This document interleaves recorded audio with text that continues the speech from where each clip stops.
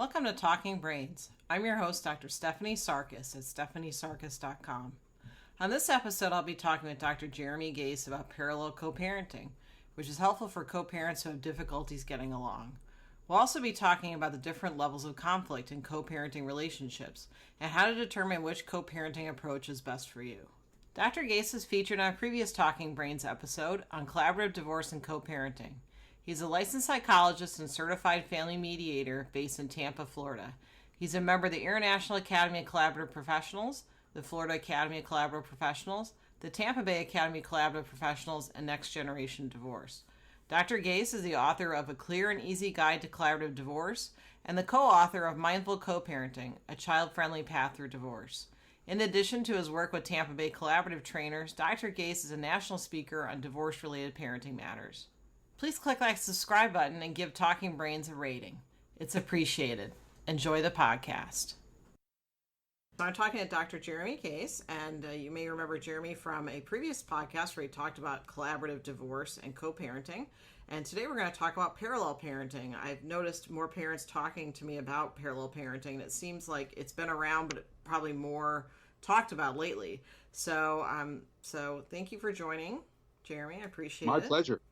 And tell me a little bit about what parallel parenting is and how it can help parents where there's maybe one or two people that have high conflict styles. Sure. Well, parallel co-parenting is really a pretty simple concept. It means that you take care of things during your time, I take care of things during my time. We communicate really only as we need to about the children, but I don't get into your stuff, you don't get into my stuff with the kids. And so one way of thinking about it is if you imagine a train, a railroad track, and you've got the two rails and they're both going in the same direction, but the rails never touch, they never meet.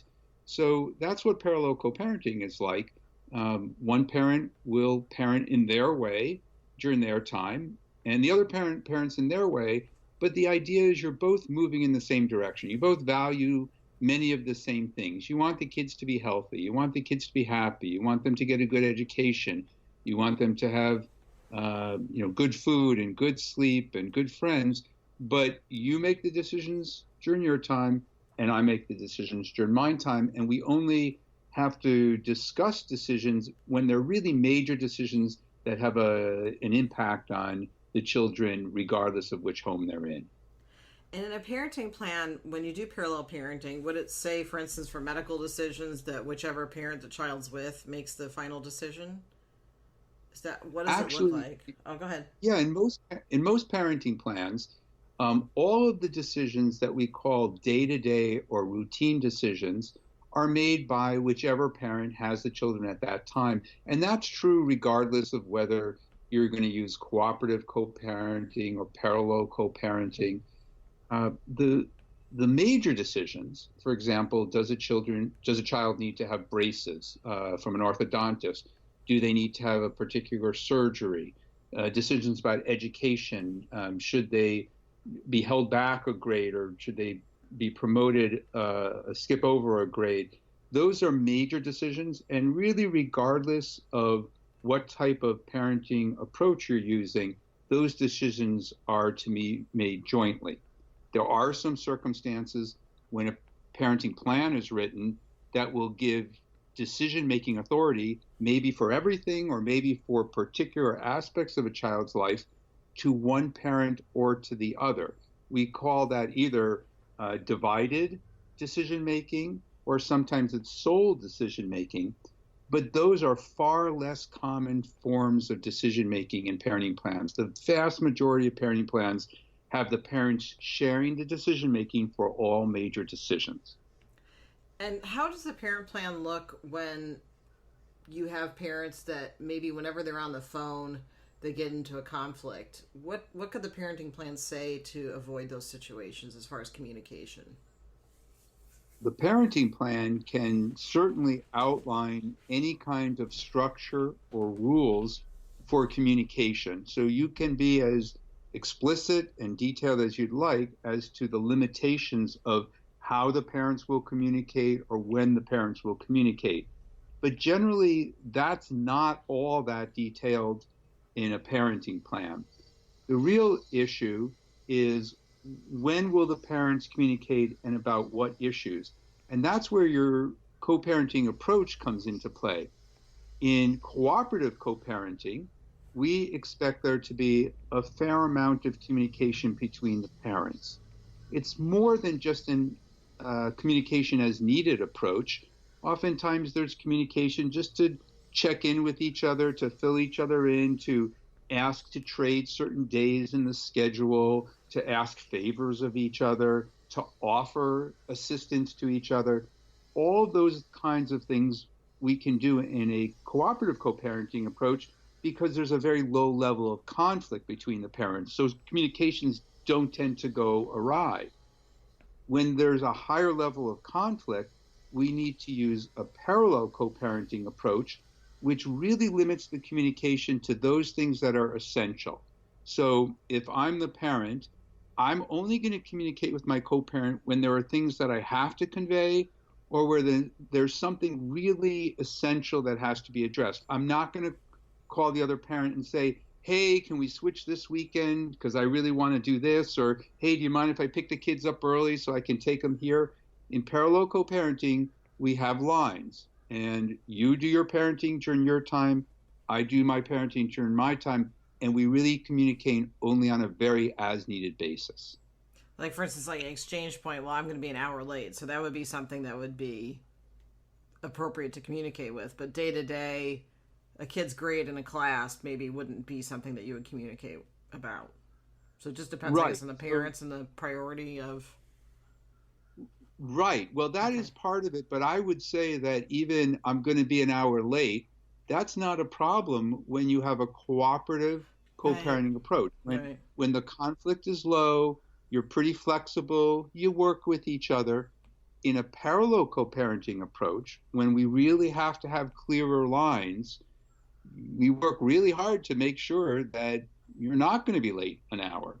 So if your parenting time starts at 4 o'clock, the expectation is at 4 o'clock, you will be there ready to pick up the children. Now, of course, life happens, and there will be circumstances where things, occur out of our control, in which case, yes, you would have to communicate because that's something you obviously have to communicate.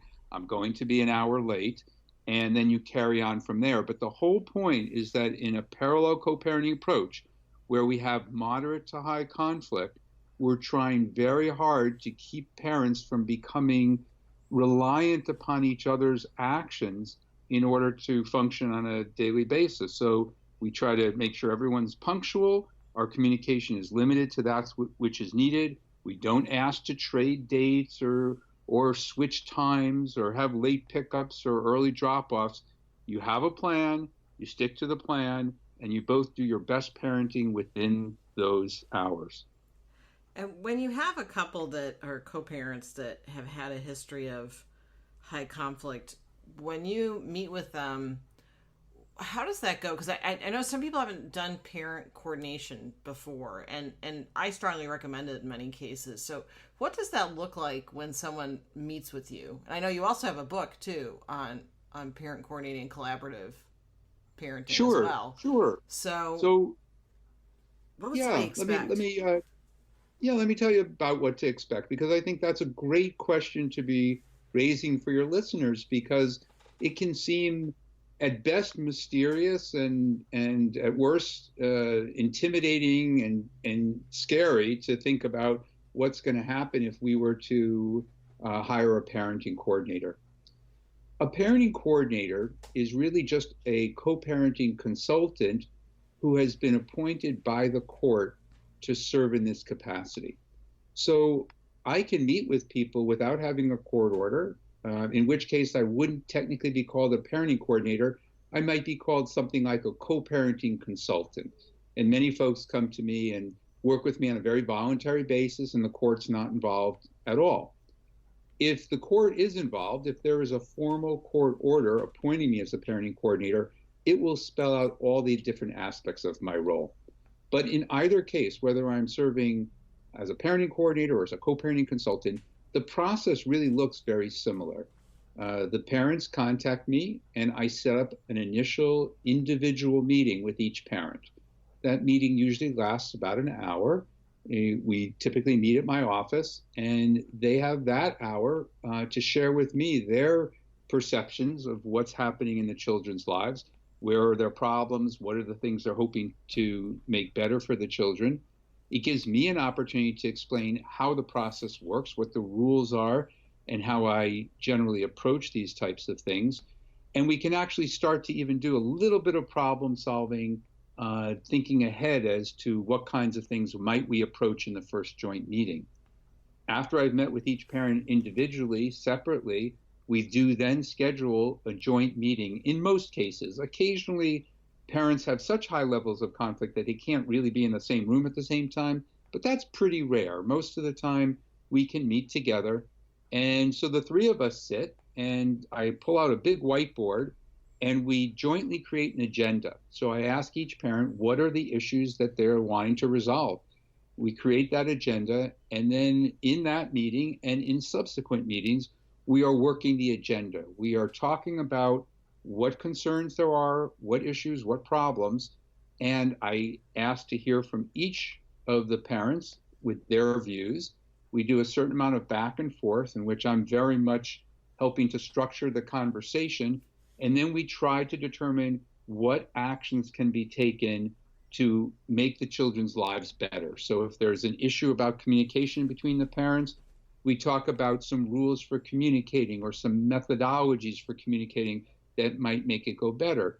If there's an issue about whether a child should play on a soccer league or not, we talk about the pros and cons, and we negotiate some kind of an agreement that both parents find acceptable. And we continue to do that throughout the meetings until the parents feel that we have resolved the issues that they had brought to the process. So that's pretty much what a parenting coordination process looks like. So it sounds like it gives parents a lot of hope that they can keep their children happy, healthy, and safe, and the other parent may be on the same page. That's the goal. Okay. And I have worked with parents that their county around the country doesn't really do parent coordinating referrals. What would you recommend in those cases? I know that's kind of a tough question, but Yeah, no, it's a good question. The recommendation would be seek out a specialist, someone who has expertise in working with families who are going through a divorce or have completed a divorce and who have higher levels of conflict, particularly if you have high levels of conflict. Some folks come to see me as a consultant, even if their levels of conflict aren't that high. They just want to figure out the best ways to manage things for their children, and that's wonderful. But it's important, if you do have a higher level of conflict, to seek out someone who has expertise in working, particularly with families with that situation, because really an advanced area that you want someone who has not only the training, but has some good experience in working with those families. And so they don't have to be a court-appointed parenting coordinator. They don't even have to have that label, but it needs to be a mental health professional with expertise in that area, and then set up an appointment with them, meet with them, tell them your situation, and see if they might be a good match for you. and they might be able to help you complete the parenting plan then. Yes, if there's Okay. someone who has experience with parents going through divorce, then they should be able to help prepare a parenting plan. Now, there are therapists, family therapists, or couples therapists who could also be very helpful, but not all family or couple therapists have expertise at working with families going through divorce. So the question that you want to ask the provider when you're considering them to help your family is this an area in which you practice? Do you have expertise and experience working with families, especially parents in conflict who are going through a divorce or have divorced? Have you drafted parenting plans before? Is high conflict an area in which you have expertise? It's really important to ask those questions, because if you simply were to call a provider or a mental health professional and say, hey, we're having some problems in our family and with our children, can we meet with you?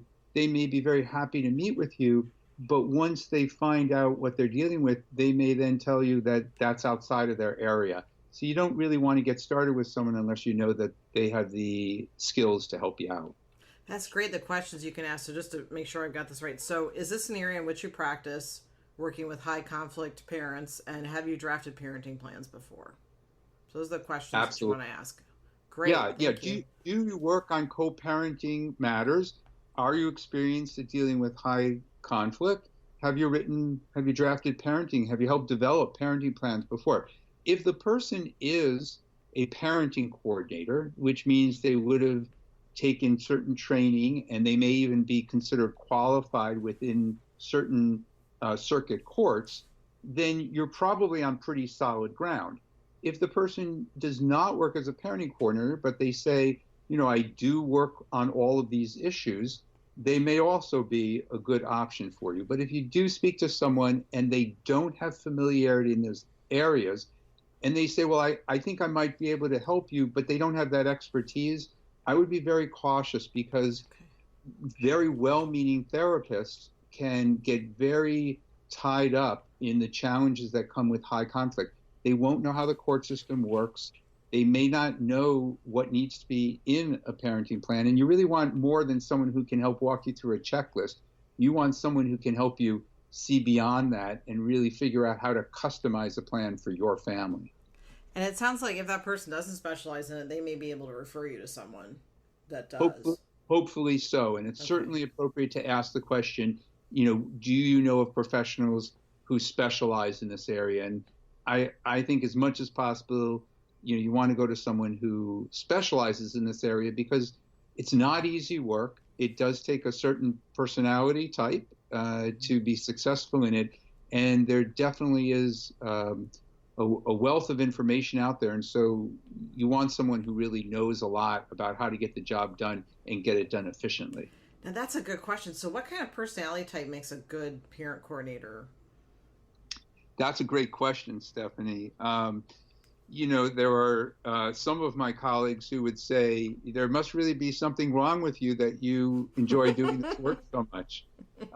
The truth of the matter is, I really like to help to make peace between people. I remember even as a kid, trying to bring people together if they were arguing and trying to get them to work things out. So one is essential characteristic is that you want to be someone who really wants to find the peace. Doesn't mean you're going to ignore the challenges or ignore the reality, but you're willing to work and be persistent to try to find outcomes that work for everyone. So that's one thing. A second thing is you have to be exceedingly patient because just because you know the right way to do things or what you believe is the right way doesn't mean everyone's going to get there, and especially on day one. So you have to be willing to work with people over time to help them recognize what changes need to be made and to help kind of coach and support them to make those changes because sometimes those changes are very difficult. So that's a second thing that I think is very important. And I think the a third thing is you have to be really good at remaining impartial.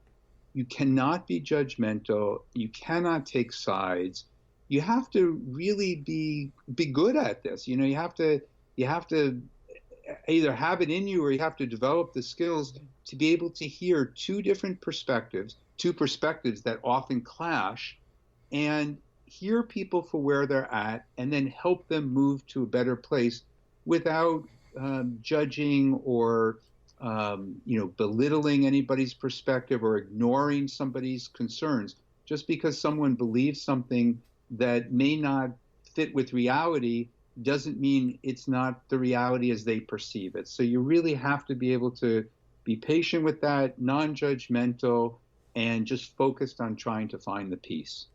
And that's where the patience comes in too, right? So even if you don't agree with somebody's worldview, that's where they're at. And you have to kind of Absolutely. meet And them you there. may never change that view. Mm-hmm. So then you have to be willing to persist to help them make what changes they are willing to make the situation better. I wish I could say that every family comes in, we take them from wherever they're at and we get them to 100% and the kids' lives are fantastic. I wish I could say that, but I can't. There are a lot of folks who come in And right at the start, I can tell you, I can tell them, it's never going to be perfect. It's never going to be close to perfect. But what I say to them is, if you're willing to put in some time, some resources, and some effort, and we can make your children's lives 50% better, wouldn't that be worth it? And I think the answer is always yes. And then sometimes the situation's so difficult, we say, well, what if we could only make your children's lives 20% better? And my argument is, if we can do anything to make our children's lives better, and I mean meaningfully better, not just a little more comfortable or a little happier, but I mean healthier, emotionally healthier, ensuring that they can have good, healthy relationships with both parents, that's worth an awful lot in my book. So our goal isn't always to get to 100%. It's to get as far as that family can go and as far as those parents are willing to get. And that's a really important point. This isn't a panacea. And it sounds like the way you present it is optimistic yet realistic. Very much so. It's definitely not a panacea. In fact, a lot of what we do in parenting coordination with families that have a lot of conflict is we're really looking to manage the situation more than we are to completely resolve. It's sort of like if you have a serious illness that doesn't have a cure, you're certainly going to put a lot of energy into managing the situation. If you might always have diabetes, but if it's well managed, you can live quite well. There might always be some tensions or conflicts between the parents. They may really dislike each other at that point, but we can help them find ways to work together so that the children's lives are as unimpacted as possible. And it sounds like also you get out of it what you put into it. If you come in with positive expectations, that goes a long way. Oh, that's really true. If parents come in and they're both really wanting to make things better, then we almost always succeed. If you have one parent who really wants it and one parent who doesn't really want it so much, then that's an uphill battle. And if you have two parents who come in and they really don't want to make things better, they just really want to fight it out, or they want to use you as a tool in court against the other parent, then you're almost guaranteed a failure. So that leads me to another question. So if you work out a parenting plan with someone, and let's say you reach an impasse or you don't agree on it, I'm assuming you can still be called to court by either parent to testify, Well, or no? It depends a lot on your role. If you're serving as a co-parenting consultant or parenting coordinator, you certainly could be called to court. However, you're not in a position where you can make recommendations about time sharing or really other parenting matters. So you can go in and under the guidelines of the law. So, for example, where I practice in Florida, we have some pretty good rules about confidentiality for the parenting coordination process. So there are a lot of things that I can't be forced to share about what we discussed within the process. But I certainly can give some guidance as to how well the parents worked in the process and what kinds of issues we were dealing with and what kinds of solutions perhaps we were exploring. But I can't answer the question, Dr. Gaze, what should happen? Where should the children live? How much time? That is something I can only do if I have completed a full parenting plan evaluation, which is historically been referred to as a custody evaluation. And otherwise, I wouldn't be able to make those kinds of time-sharing recommendations to the court. And that also brings up an interesting point that some of the terminology has changed. So when people were kids, and let's say their parents divorced, now they're parents, custody evaluations are now known as parenting plan evaluations. Well, it depends on your state, your jurisdiction. Okay. So in Florida, we refer to them typically as parenting plan evaluations. They're also referred to in statute as social investigations, which sort of means the same thing. There's been some different interpretation at times in that a parenting plan evaluation, which used to be referred to as a custody evaluation, it typically is conducted by a licensed psychologist because psychological testing is included as part of that. However, the definition of a social investigation doesn't necessarily include psychological evaluation, so may be conducted by others who are not psychologists. So it gets a little bit murky, and there's some dispute about all of that. But outside of Florida, in many states, the term custody and custody evaluation is still used. I should make the point that it's not just the evaluation's name, but the very term custody. So in many states, custody can mean which parent has actual physical responsibility for the children, and it might mean also which parent has legal responsibility. In Florida, we don't use the word custody at all, and we actually divide it into two separate categories. We have parenting time, and then we have decision-making authority. So a parent might have a large amount of parenting time, but they might have limited decision-making authority. If perhaps they have a history of making poor decisions, but they're quite competent to provide daily care for their children, they might have plenty of time with the kids, but not decision-making, or vice versa. A parent makes good decisions in general, but for some reason, it's not safe or agreeable for them to spend large amounts of time with the children. So they may have very little parenting time, but a large amount of decision making. In most cases, it's more somewhere in the middle. Both parents have, if not equal, at least a large amount of parenting time. So one parent may have 40% of the time, the other might have 60% of the time. But in most cases, they share decision making for any major decision. I've had parents refer to them being a tiebreaker in decisions. What exactly does that mean when parents say that they're the tiebreaker with medical decision making? All right, so there are two ways that can work. Sometimes one of the parents is the tiebreaker, and sometimes a professional, like a parenting coordinator, would be the tiebreaker. So when it's just between the parents, you can have an agreement within the parenting plan that says that the parents are required to consult with each other and confer with each other to try to reach an agreement on any major decision for the child. However, if they reach an impasse and they cannot reach a consensus on that decision, then either parent A or parent B has what we refer to as ultimate decision-making authority for that particular matter. So let's suppose it's about medical concerns, and one parent has been given the ultimate decision-making authority for medical decisions. That means they still have to work with the other parent to try to resolve the decision jointly.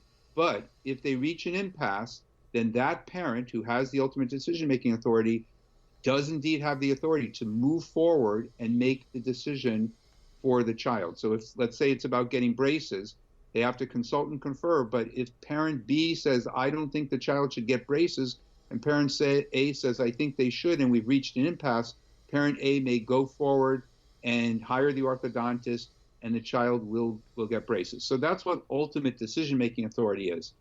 Sometimes, however, the parents have shared decision-making authority, but they agree to have a parenting coordinator appointed, and they agree to give that parenting coordinator the decision-making authority for certain types of decisions.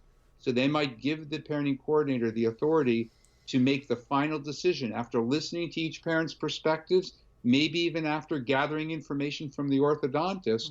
The parenting coordinator would make that decision as to whether the child should or shouldn't proceed with braces. In some jurisdictions, it's very common for parenting coordinators to have that level of decision-making authority. In other jurisdictions, it's much less common. So, for example, I live in the state of Florida. Florida is much less liberal about taking decision-making authority away from parents.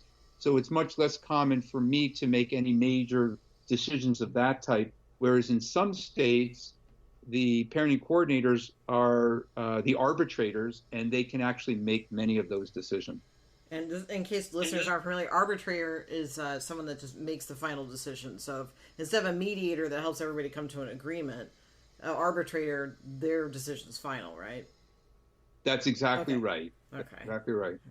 Okay. And going back to parallel parenting, what are some situations in which parallel parenting might be appropriate? And I guess there's a second part of that question.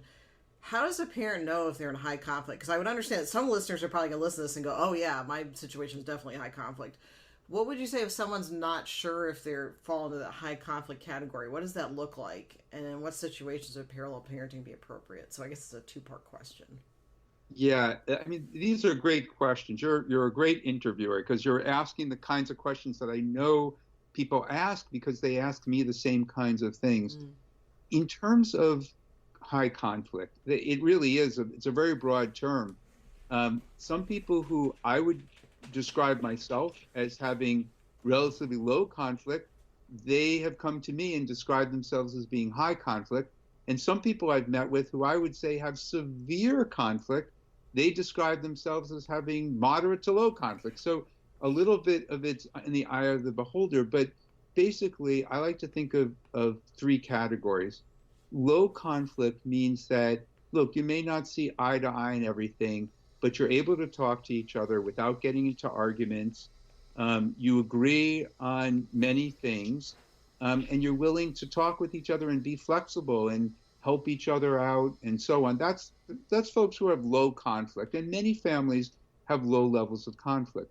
Moderate conflict is when you're able to talk, but sometimes it slips into disagreements or arguments. It doesn't get carried away. It certainly never gets physical. You don't start name calling, but it does get tense. You do get frustrated. You do get angry with each other. You may need to take a break.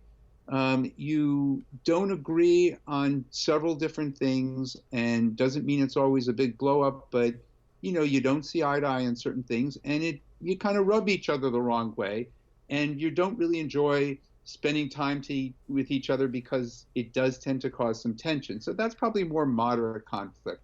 High conflict is when it seems like no matter what you talk about, if you talk about it long enough, you're going to end up arguing. And the arguments tend to get kind of vocal, maybe a little bit rough. Sometimes you might say the wrong thing. You might get sarcastic. You might yell a little bit. Sometimes it can get to the point where people make threats. They might even get physical. This is what we're calling high conflict. And then, of course, we have maybe a fourth category, which folks are in such severe conflict that they cannot communicate safely. They cannot be in the same place at the same time. And that's a whole nother category that we have to deal with. But high conflict is not that uncommon. It's more common, I think, when folks are going through a divorce and they're really struggling with the stress of the process. Usually when everything's completed, things settle down somewhat, but not always. So now that we have, let's call it the three different levels of conflict: low conflict, medium, maybe medium that's starting to get high, and then your higher and more severe conflict. If we consider those to be three categories, you need a different co-parenting approach to fit each one. I would say that folks who have low conflict can use what we call a cooperative co-parenting approach, where there's a free flow of information. Parents communicate pretty readily, and they're flexible. They can shift time. They can help each other out with things. That's what I would call cooperative co-parenting, and that fits for families with low levels of conflict. The second category, those are folks who have that moderate, maybe moderate to high conflict, not real high, but it's starting to get up there. Those are the folks who need what we call a parallel co-parenting approach, where they will address major issues together, but aside from that, they give each other space, they communicate only on an as-needed basis, and they tend not to ask each other for favors or accommodations. You just kind of stick with whatever the time-sharing schedule is. And then the third category, for folks who have truly high conflict, maybe even high conflict that starts to approach severe conflict, for those folks, there's another form of co-parenting that I refer to as encapsulated co-parenting. What that means is they really need to stay separate. They can't be in the same place at the same time. If they're going to communicate, it really needs to be through a communication website that's designed for parents in high conflict. It really needs to always be in writing. They should never speak on the phone. They should never text each other. Basically, they have to have such strong boundaries that they just do not interact. And of course, that's not a great situation for children, but if the level of conflict is so high, then you have to do something to keep the children and the parents safe. And that's that third category, which is really more for the very high and severe. Within the realm of parallel co-parenting, it can include people at the low, moderate end of conflict, people solidly in the moderate end, and those who are sort of on the borderline between moderate and high conflict. And so you might not be surprised to hear that the families that fall in that center category, which would be the ones that would be appropriate for parallel co-parenting, are the majority of families who have gone through a divorce. The majority of families fall somewhere in that broad middle ground. And that leads to a question I have, that sometimes parents, when I meet with them, they feel like they're the only ones that are experiencing high conflict or moderate conflict divorces. What would you say to them to kind of normalize it, that this isn't just the two of you that are having this issue? Yeah, I would certainly empathize and say, I get it. I know it's so hard, but I need you to know you're not alone. That it's very common for folks who are going through a divorce or have gone through a divorce to have some problems, some tensions, some issues. Some of it simply comes from the fact that you're living in two homes. And when children go back and forth between the two homes, that creates some stress for the children, but it also creates some stress for the parents. And it leads to certain misperceptions, misunderstandings, miscommunications. So sometimes it's just the structure of things that creates the problem. And sometimes it's because people are getting divorced. They're getting divorced for a reason.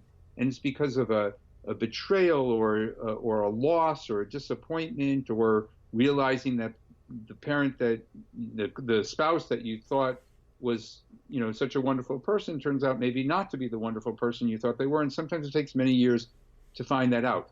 But whatever it is that leads you to that place, you're really not alone, because most people experience some of that, and a very large number of co-parents experience enough of that to fall into this broad middle category. And just to clarify, so low conflict doesn't mean passive. In other words, you can No. resolve stuff, but you aren't putting your needs aside. I just wanted No. to clarify that. Okay. No, not at all. I mean, my wife and I are married.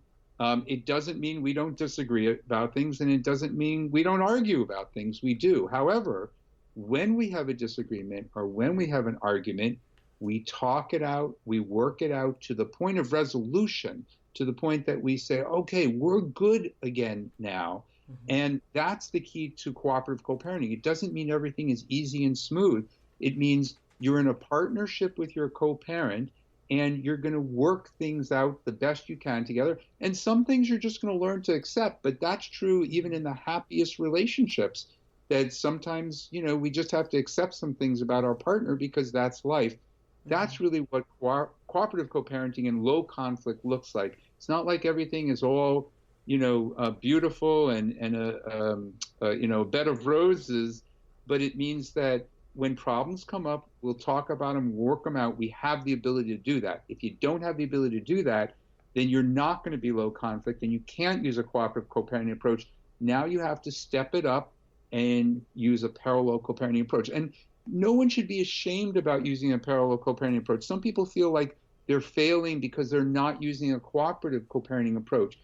Parallel doesn't mean you're not going to try to be cooperative. It means you're not going to rely on cooperation in order to have a good co-parenting approach. It means you're going to rely on your own parenting, and you're going to work with your co-parent as needed to keep the parenting ship on an even keel. It's much better to use that approach if you have moderate conflict than to try to use a cooperative co-parenting approach when you have moderate conflict. Why?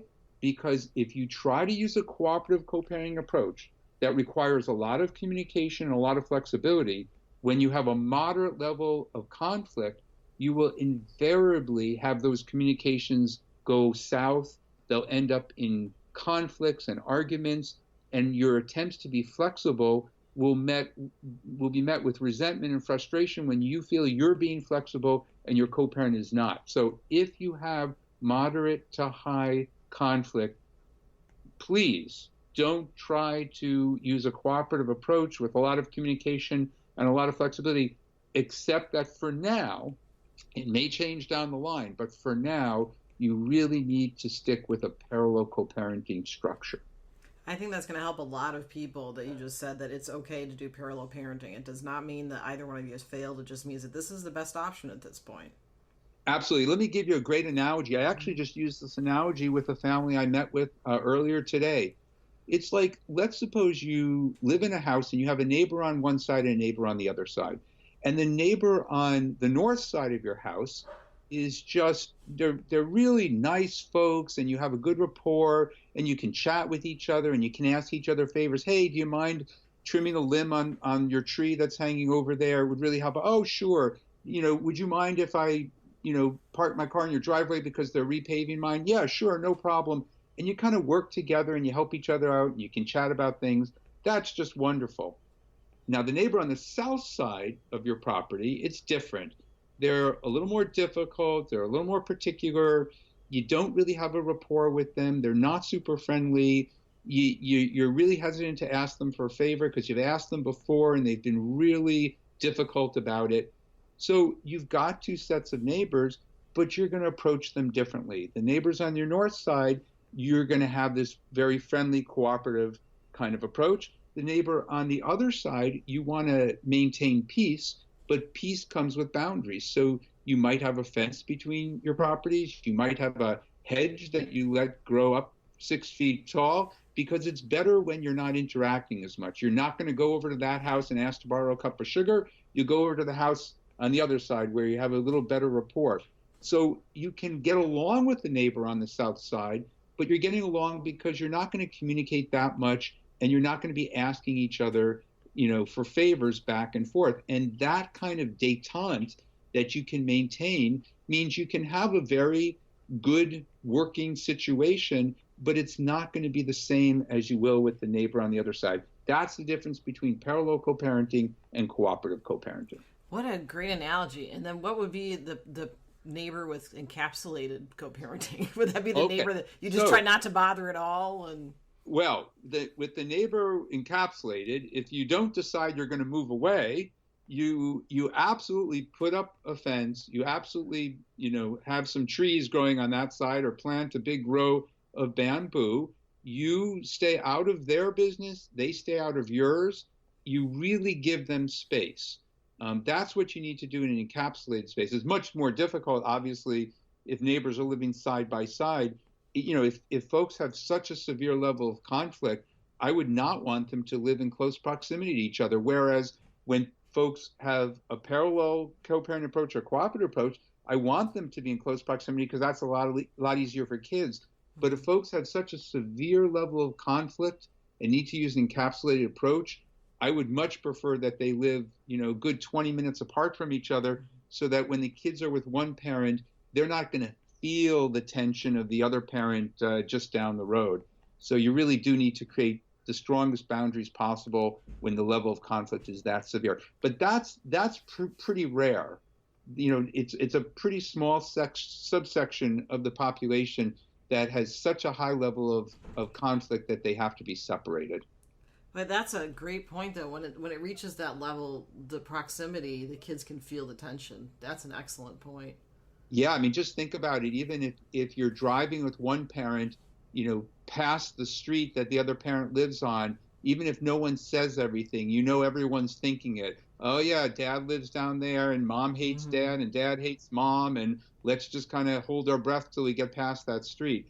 What a terrible way for kids to have to live. But if the reality is that their parents are not able or not willing to shift from that perspective of each other, then better to create as much separation as possible. We still want the kids to have a healthy relationship with each parent, but we don't want the co-parents to have to cross paths in any way whatsoever. So, and that leads me to my other question too. In situations where there's been domestic violence or now the I guess preferred term is intimate partner violence, I'm assuming encapsulated is the way to go, or does it really differ on the situation? Yeah, it differs because intimate partner violence or domestic violence, it's not one thing.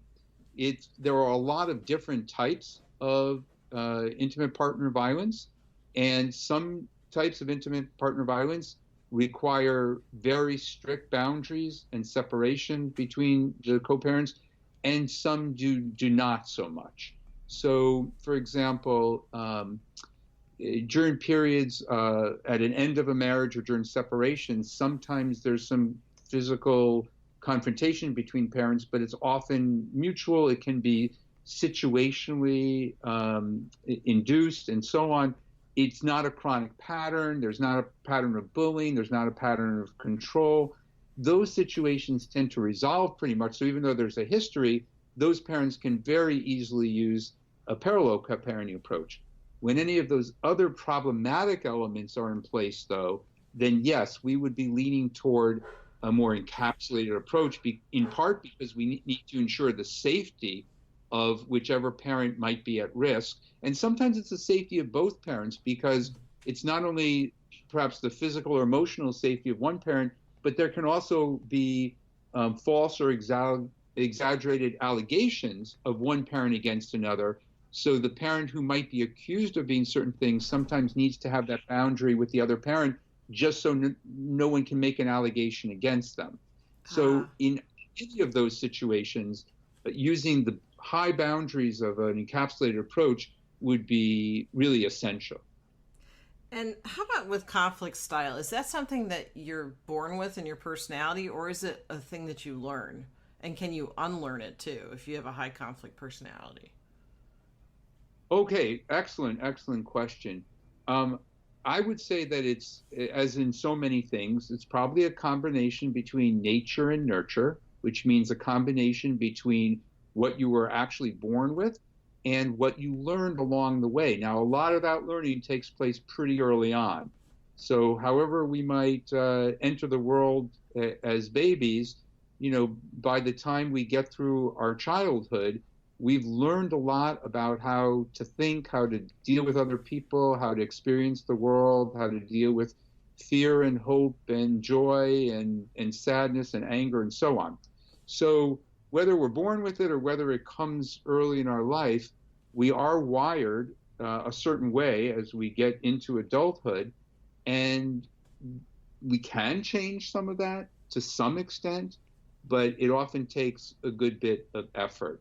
So, if people really want to change the way they handle things, they absolutely can learn to do so, but they have to be very motivated to do so. And in many of the situations that we're talking about, people aren't necessarily that motivated, in part because they have a hard time accepting their role in the problems. It's almost always, well, if you knew my co-parent or my co-parent's this, and the most typical thing in high conflict families is one parent or both parents refer to the other one as being a narcissist. That's kind of not only sort of the popular view, but that's very common because they feel that they weren't heard, weren't treated properly, the other person was selfish or overly self-involved, and that parent didn't care for the kids as much as they cared for themselves. And so kind of the catch-all phrase we refer to is, well, my parent, is such a narcissist. And in many cases, there's some truth to that. Mm-hmm. But again, the point is, if people really want to do things differently, they can learn to do things differently. But many folks coming into this, they're really not coming saying, hey, what can I do differently to make it better? They're coming in saying, fix my co-parent because he or she is a jerk. So that's really the challenge that we deal with when folks come in on these issues. And I think that really helps too to look at it. That's that piece of, this isn't going to 100% resolve stuff, but if you can get to 20% increase in your kids' quality of life, then that's worth it. It sounds like that's kind of what you're speaking to too, that you can have styles that some of it's you're born with, but there is a portion of it that you can learn. But again, you have to want to learn how to change. Yeah, you're absolutely right, Stephanie. And so if and I'll say this directly to your listeners, if you were to come to me and say, hey, it's really not me. I know you hear it all the time, but it's really not me. my co-parent really is all these things, I might say to you, you know what? I believe what you're saying. You've given me enough information, and perhaps I've met your co-parent at that point, and you're right. This has much more to do with your co-parent than to you. But then I would still say to you, if you want to make your children's lives better, you can't just say, well, that parent's at fault and leave it there. You have to figure out, what can we do to help get your co-parent to a better place? And what can you do despite the challenges your co-parent brings? What can you do to help manage the situation and make your children's lives better? Which doesn't just mean, take care of them in your time and then, say negative things about your co-parent. In fact, that's not helpful. Better is do what you can, and let's work together to help get your co-parent as far as your co-parent is able to go in terms of meeting you in the middle. And again, we're probably not going to get 100%, but if we can get your co-parent to be 20%, 25% more cooperative, more nurturing to the children, more attentive to their needs, more willing to work with you on the children's behalf, wouldn't that be worth it? And many folks would say, I've been through so much with a divorce and I've dealt with this person for so long, I'm just so tired of it. And I get that and I understand it. But if you really take a big breath and you say, listen, I'm going to have to invest this much time and this much money and this much effort, but I can get this parent to meet me 20% closer to the middle, you'd probably say it's worth it, because that's going to save you so much grief down the line. That's a reasonable expectation. And in almost all cases, we can accomplish that at the very least. And that 20% is huge, because I would think that would make the difference between a kid that winds up getting a divorce themselves or that has a happy relationship. That 20%. It could make that difference, but what it will most importantly do is today and tomorrow and next week and next month, it's going to make your children's lives a little bit easier, a little less stressful. It's going to give them more of a sense of normalcy. And that's what we're looking for. We all want to make our children's lives as wonderful as they can be. But I think we all accept that life is full of all kinds of challenges, some of which we just can't control. We can't protect our kids from everything. But what we try to do is we try to give them as normal life as we can. Getting divorced doesn't mean that life's not normal, because if you look at the statistics, lots and lots and lots and lots and lots of kids grow up with parents who are divorced. So the fact that you're divorced doesn't take away normalcy. What takes away normalcy is higher levels of conflict. So you can stay together with your spouse and say, see, we have a normal life because we stay together. But if you're in conflict all the time with each other, then that's not normal. That's not healthy. And that's not a good way to raise kids. So what we're trying to do is create the healthiest, most normal, in that sense, the most healthy type of environment for children to grow up in. And everything that we're talking about today is about how to take challenging situations and create as much normalcy as possible. And I really like the point that you point out, that the use of we. So we're going to do this and we're going to work together. It sounds like there's some comfort in knowing that you're on both parents' side. Absolutely. I will always be impartial. Look, I might like one parent more than another, just because one parent's a delightful, pleasant, cooperative, likable person, and the other person is really difficult and demanding and so on. But just because I might like one person's presence more than the other doesn't mean that I would favor that parent. My job is to help each parent do what they can to make the parenting and the co-parenting situation the best it can possibly be. And that's, again, where, impartiality is so important. But the we, and you make a great point that the we is what it's about.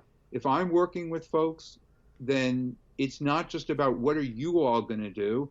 It's about what can we do. You each have your role, but I have a role too. And my role is not in parenting and it's not in co-parenting, but it's helping you all figure out what are the things that are going to make life better, and then educating you, supporting you, guiding you, coaching you, nudging you, coaxing you, reminding you, doing all the things I can to help you be the best parent and the best co-parent you can be. That's my job. So it sounds like you're kind of a trail guide, so to speak, for healthy co-parenting. So there's a little inside joke there Mm-hmm. because Stephanie knows that I very much enjoy hiking and backpacking, and I didn't even notice I did that. I love that you did that. And in fact, we went out on a hike together about a week ago and had a wonderful time. Yes. So I love that way of describing what I do. And in fact, I think that is a good description for what professionals like myself do. We are like trail guides. We can't tell people you have to walk here, or you have to walk this fast, or you have to get to this destination. But what we can say to folks is, listen, if you're trying to get from this place in the woods to the edge of the clearing, I can show you a few different paths you can take. This one's going to be the quickest. This one's going to be the hardest.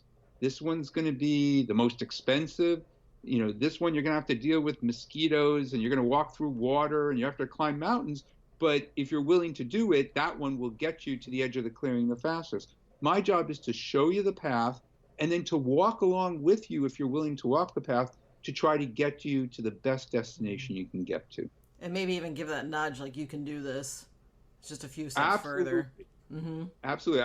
I am a cheerleader on top of everything else, because I know we can all do maybe a little bit better than we think we can do when it comes Mm-hmm. to parenting and co-parenting. And so I'm there to show you the way and to give you that gentle push and the Mm-hmm. encouragement to be your best self. Because if we do that, then your kids are going to turn out great. And isn't that really what you're in this for? Mm-hmm. Exactly. And just to testify too that when you say you're low conflict, you actually are low conflict, because we went with your family hiking. So you are low conflict, and you're very pleasant to be around. I appreciate it. So I just want to say you're not one of those people that says you are and you're not. So you actually are low conflict.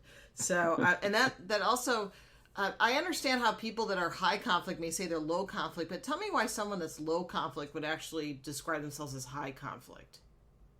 Well, Why would that's that be? because they may have a very high tolerance for conflict. So if you grew Mm, up in a family where everyone was always arguing and yelling and kind of getting into it with each other, you might think that's normal. mm-hmm. And so if you're now in a relationship with someone and you don't want to be that way, and maybe they grew up in a similar family and they are averse to confrontation, maybe they avoid confrontation, so Mm-hmm. they just hold things in, and maybe stews, and ultimately that has led to some problems in your relationship that's leading you to get a divorce.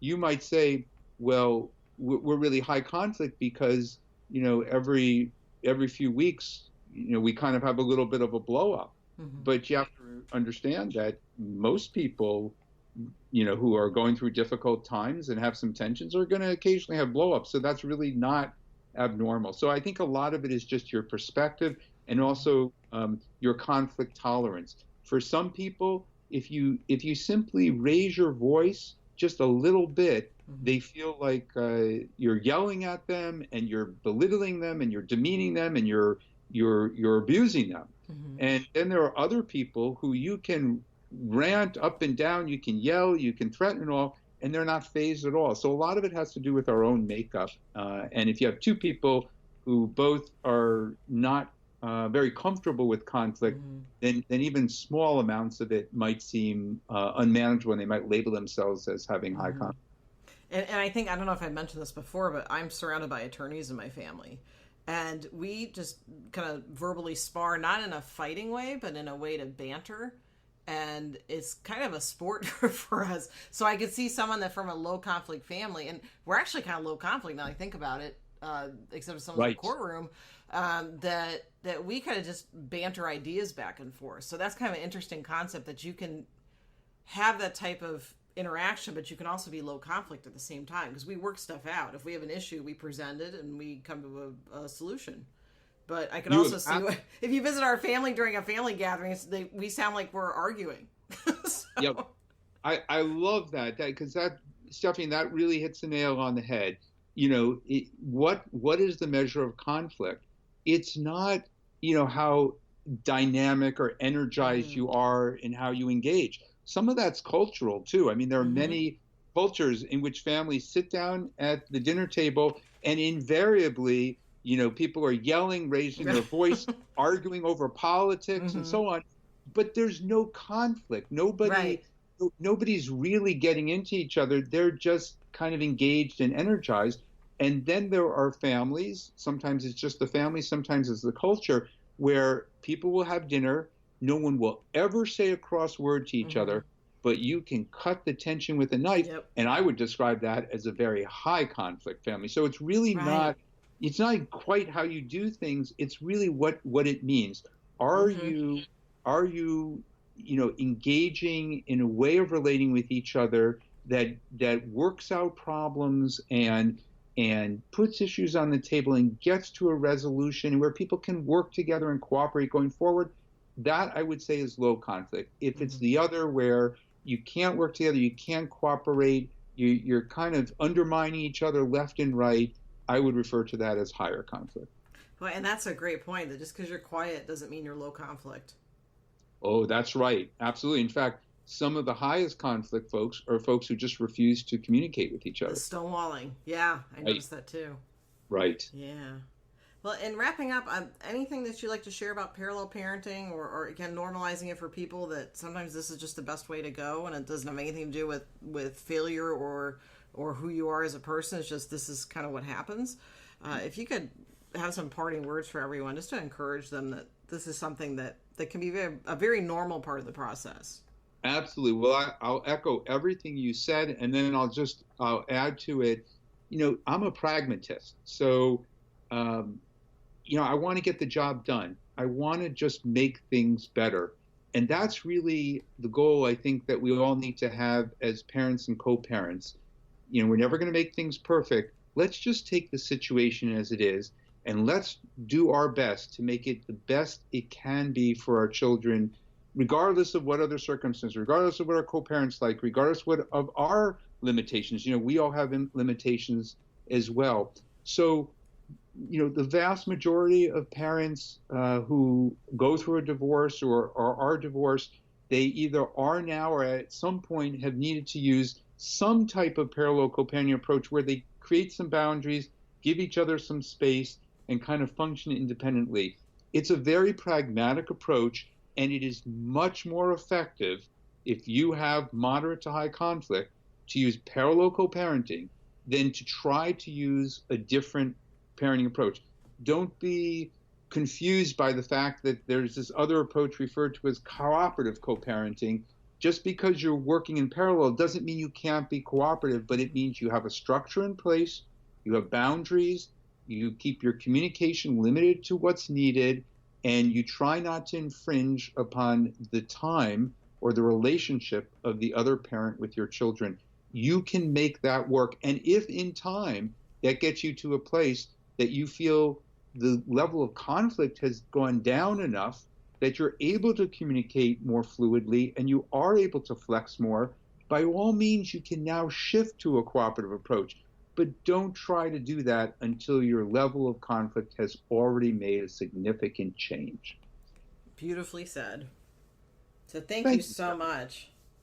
Hey, it's my pleasure. Whenever we do one of these podcasts and we sit down, I think to myself, how are we really going to fill the time? And then by the time we get to the end of it, I feel like, we could go on for another hour or Right, two. it's already been an hour. Yeah, it It flies has. The by. time flies. You're a Yeah. great interviewer. You ask the kinds of questions that I know your listeners have in their own minds. And I so much appreciate getting the opportunity to put this information out there because I really want people to have a better experience. And most importantly, I want your children to have the freest, happiest, healthiest, safest lives that they can have in good relationship with both parents and as low conflict as possible so that when they become parents one day, they can pass on a good, peaceful way to live from generation to generation to generation. And I really appreciate that you're helping parents make that happen. Thank you. I find it a privilege, and I'm happy to do it every chance I get. Well, thank you very much. And thanks again for appearing on the podcast. I appreciate it. Thanks so much, Stephanie. Thank you for listening to another episode of Talking Brains. Again, this episode's guest was Dr. Jeremy Gase, licensed psychologist, certified family mediator, and co-author of Mindful Coparenting. I'm your host, Dr. Stephanie Sarkis at stephaniesarkis.com. Please hit subscribe and give us a great rating. It's appreciated. Thank you and have a great day.